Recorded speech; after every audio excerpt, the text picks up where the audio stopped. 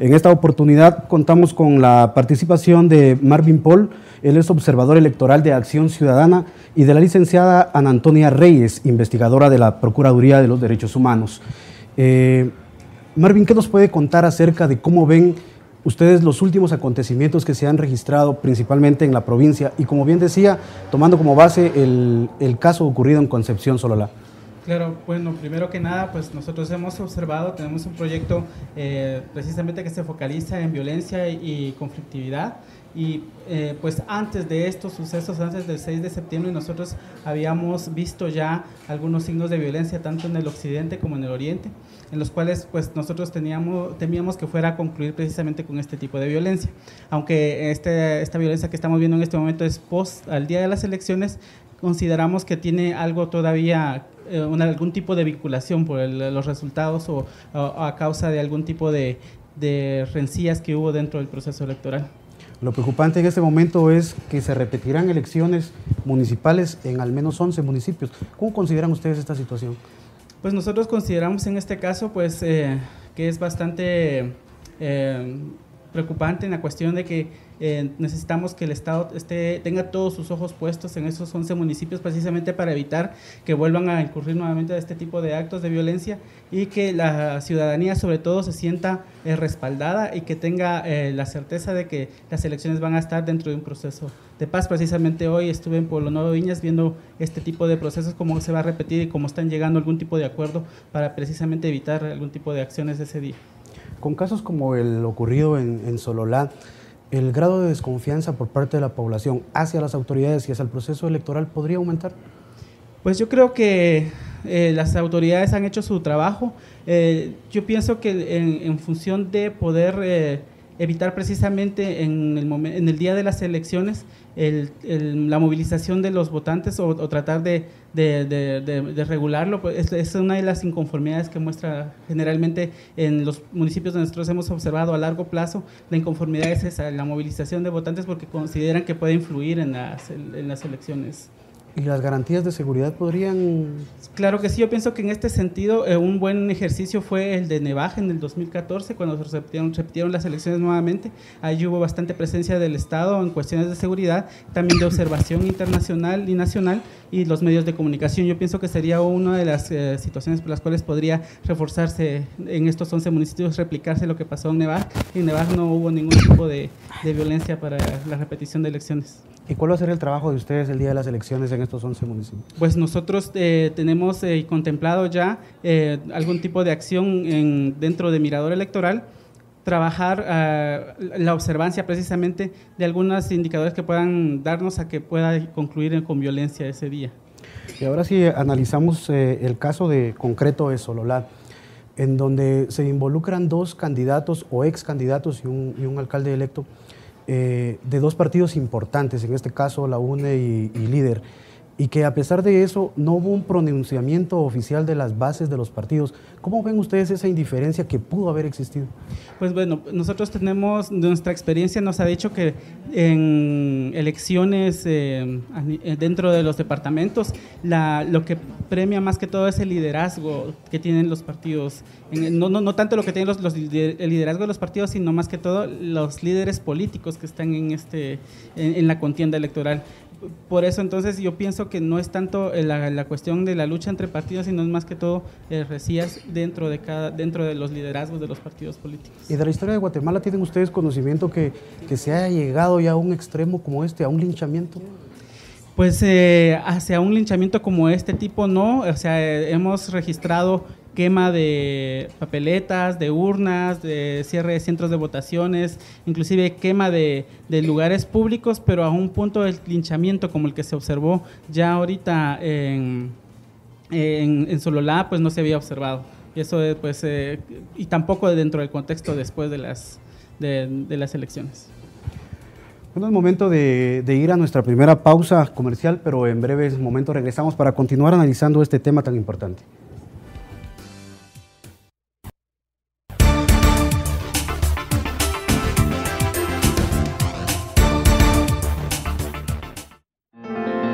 Tu belleza, tu orgullo, tu tradición, tu música, tu vocación, tu participación. No hay personas pequeñas, no hay eventos que no sean de todos, porque todo hace una noticia. Después de todo, la noticia eres tú. Prensa Libre. Si ignoras lo que sucede en el país, nunca serás libre. Pero si realmente quieres ser libre, lee, investiga, piensa. Infórmate a la mañana, al mediodía, en el bus. Y si no has empezado o sientes que no es para ti, entiende que ser libre no tiene edad ni condición social. Es por eso que soy prensa, soy libre. Prensa Libre, un periodismo que evoluciona. Tu belleza, tu orgullo, tu tradición, tu música, tu vocación, tu participación. No hay personas pequeñas, no hay eventos que no sean de todos, porque todo hace una noticia. Después de todo, la noticia eres tú. Prensa Libre.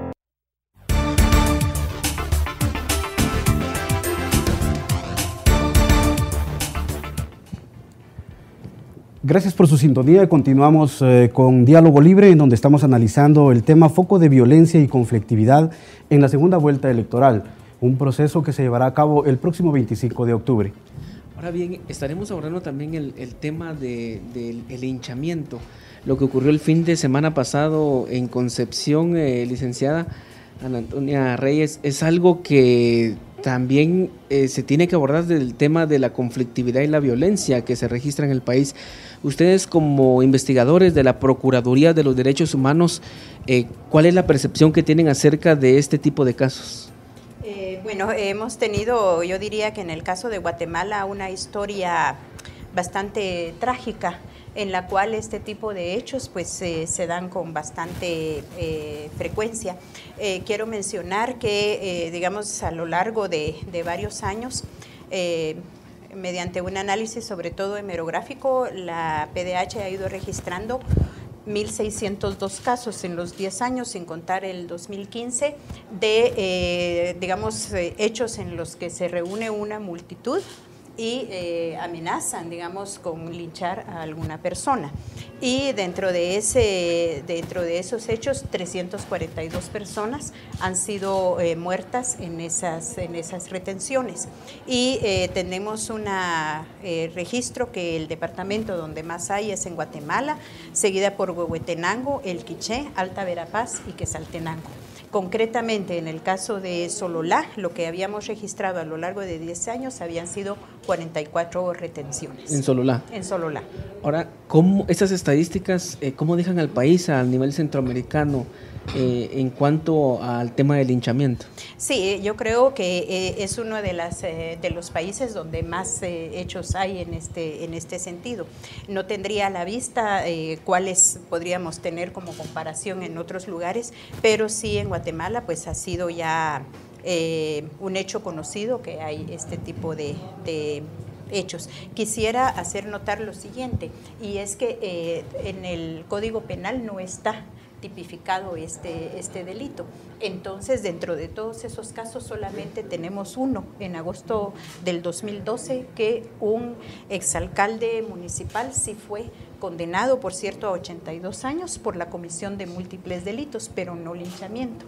Y para la Procuraduría de los Derechos Humanos, ¿qué significa esto? Al final, solo un caso de estos que se haya documentado, que se haya procesado y dilucidado el caso en sí en los tribunales. Sí, pues estamos hablando nuevamente de una manifestación de impunidad, porque, digamos, aunque podríamos decir que hay bastantes avances en el desarrollo del sistema de justicia, todavía hay una importante deuda pendiente en el caso de la falta de castigo, y estos hechos pues se inscriben dentro de ese problema de impunidad.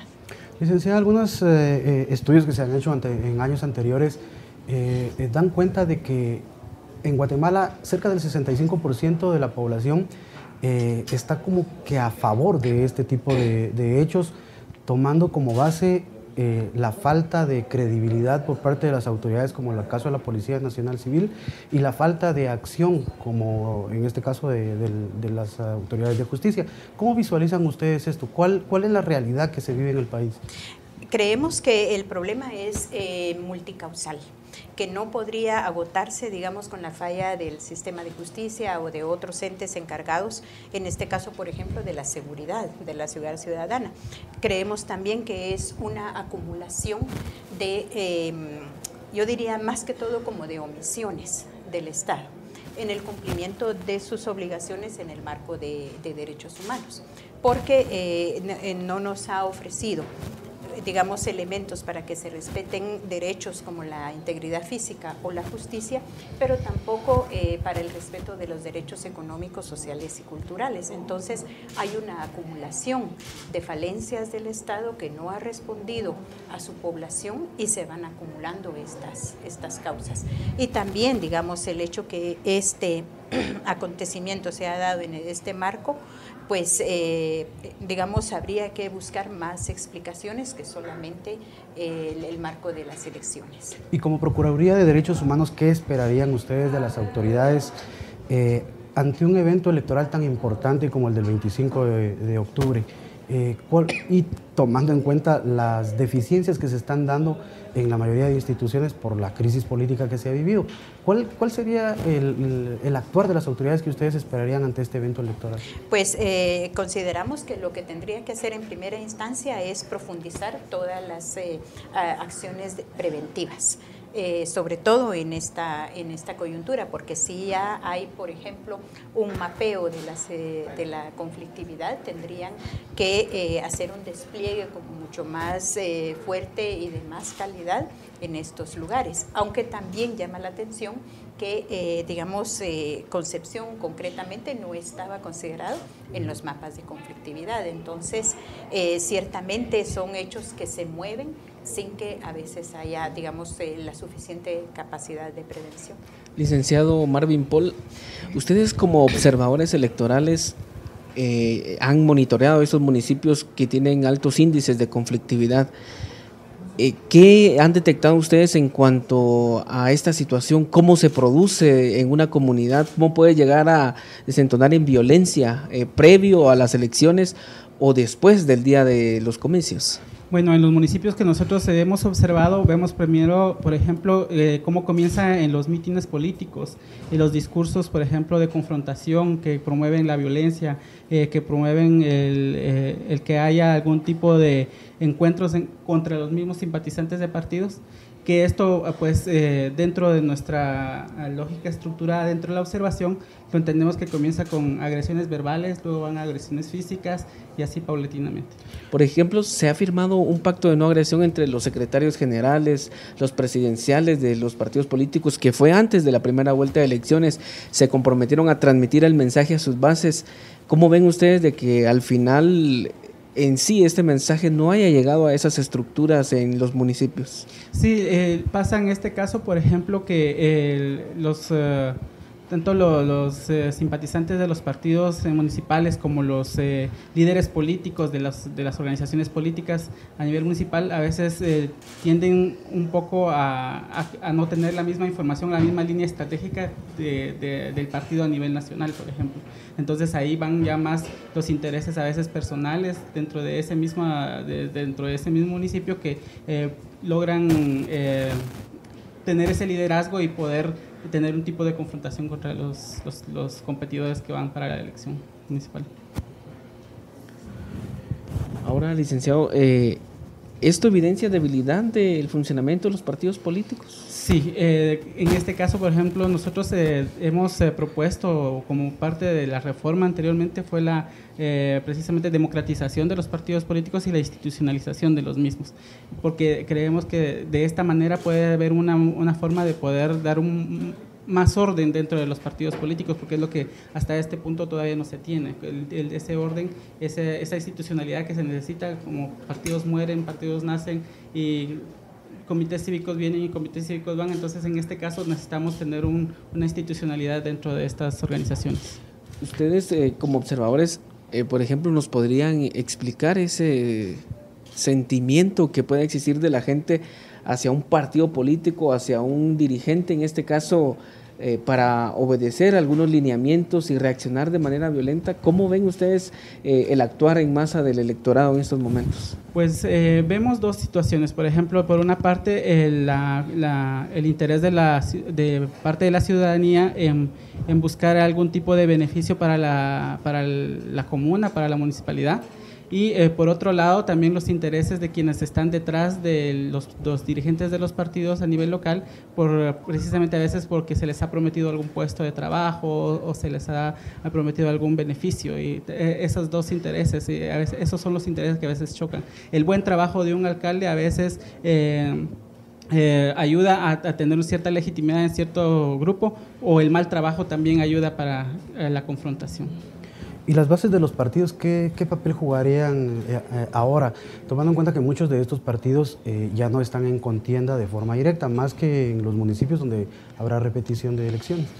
Pues dentro de lo poco que hemos nosotros monitoreado, hemos visto que las organizaciones políticas que están nuevamente compitiendo para las elecciones municipales propiamente, están siempre con la situación de ver la ventaja de uno sobre otro, y eso pues es el sentir que hemos visto nosotros en las reuniones en las que hemos estado, pues eso siempre sigue latente, eso es el sentimiento que tienen, que eso a la final va a mover a las demás personas, y en un momento pues esto deja en evidencia, por ejemplo, que los motivan pero los dejan solos a la hora del conflicto, porque al final no se tienen captura de líderes políticos, no se tienen captura de personas que están incentivando propiamente, sino es la ciudadanía al final quien pone, como decía alguien hoy, los muertos y los presos.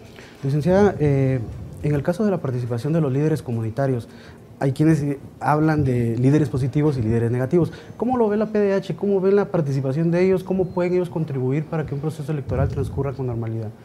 Pues yo creo que tanto los liderazgos nacionales como los liderazgos locales, en esa transformación que quisiéramos, ¿verdad?, de los partidos y de los funcionarios, creo que sería fundamental que abrazaran y se identificaran plenamente con la Constitución.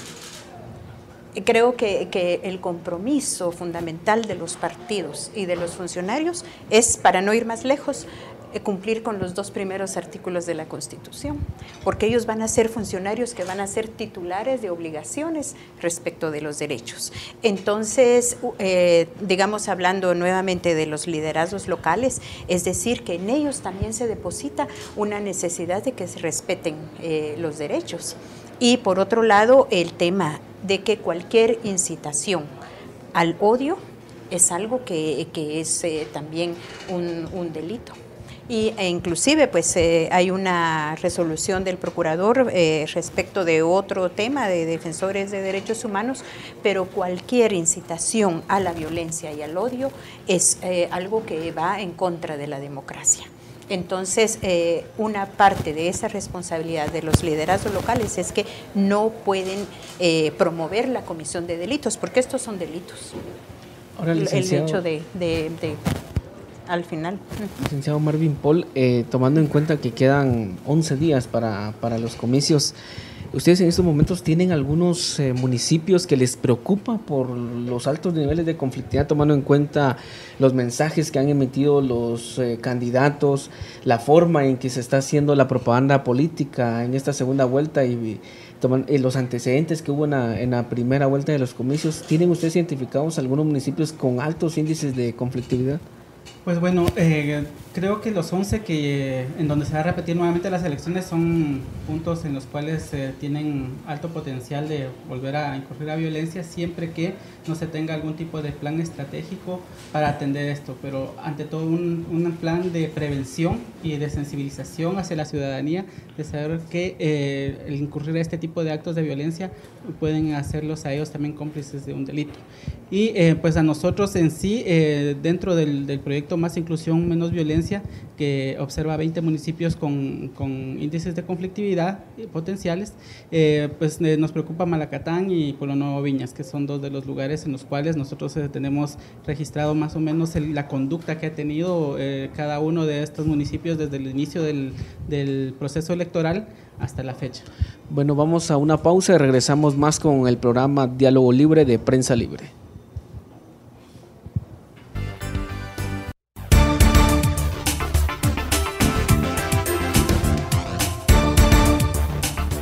Si ignoras lo que sucede en el país, nunca serás libre. Pero si realmente quieres ser libre, lee, investiga, piensa. Infórmate a la mañana, al mediodía, en el bus. Y si no has empezado o sientes que no es para ti, entiende que ser libre no tiene edad ni condición social. Es por eso que soy prensa, soy libre. Prensa Libre, un periodismo que evoluciona.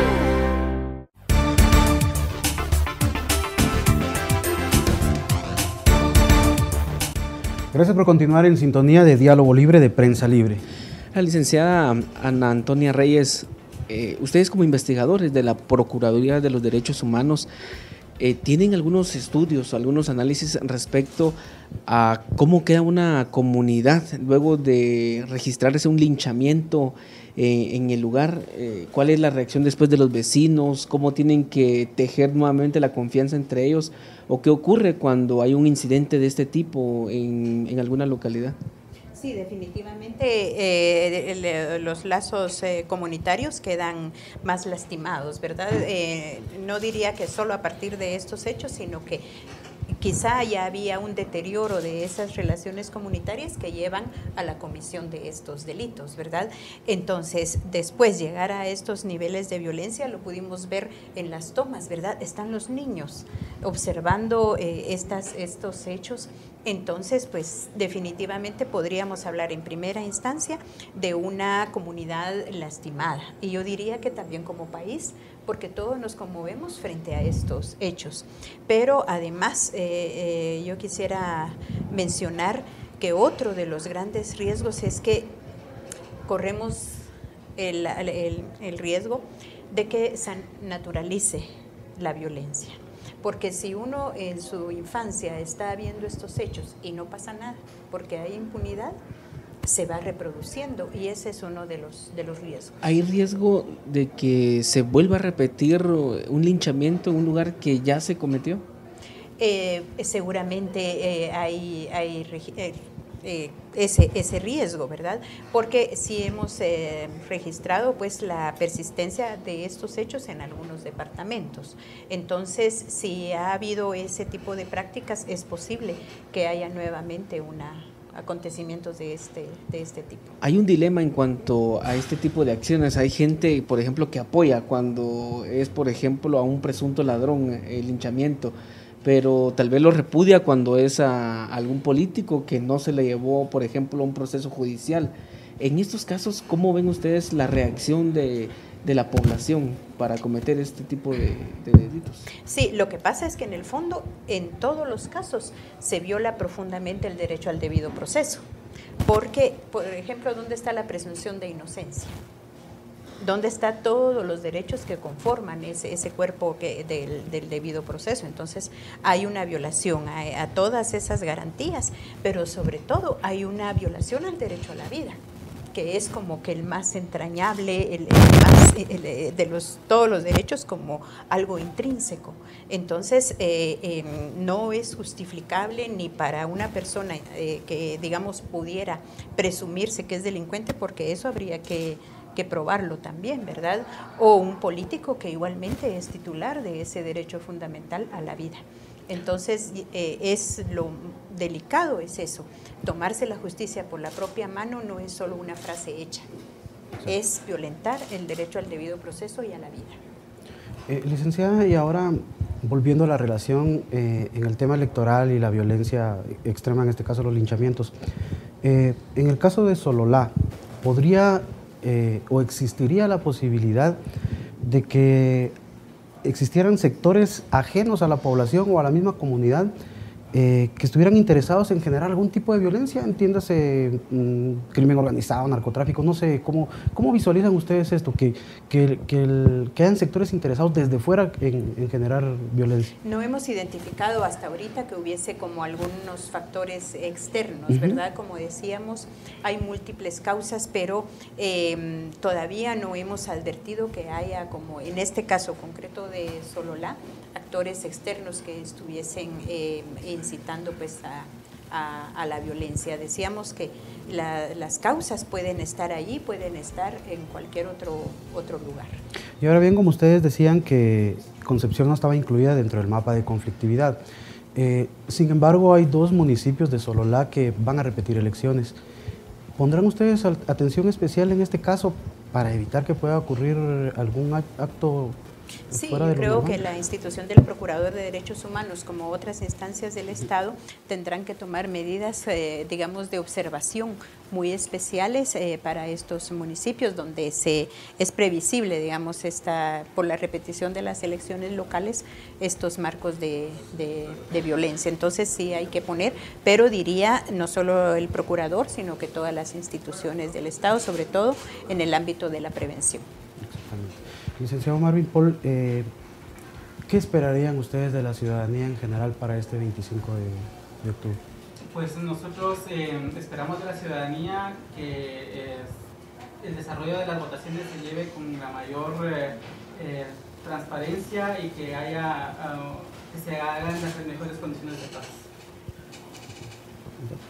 En cuanto a las autoridades, ¿esperan ustedes o creen que están haciendo bien su trabajo de prevención de violencia?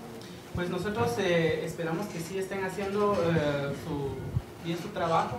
En este caso nosotros hemos tenido acercamiento con el Tribunal Supremo Electoral. Ellos han mostrado bastante preocupación en los casos, por ejemplo, en donde se van a repetir las elecciones. Están organizando ahí el proceso con bastante detención y esperamos...